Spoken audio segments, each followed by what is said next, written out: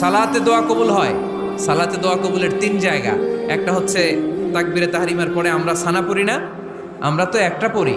আল্লাহর হাবিব সুন্নাহ এবং নফল নামাজে আরো পড়তেন সানা, ওই দোয়া কবুল হয়। 2 নম্বর জায়গা সালাতে সেজদায় পড়ে দোয়া করলে কবুল হয়।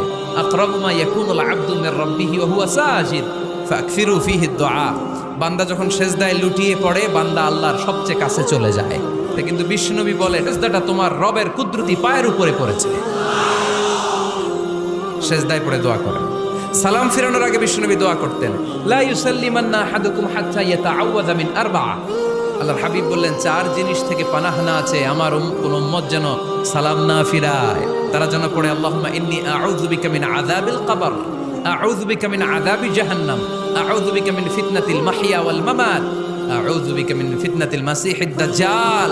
আল্লাহ কবরের আযাব থেকে বাঁচাও, আল্লাহ জাহান্নামের আগুন থেকে বাঁচাও, আল্লাহ জীবন মরণ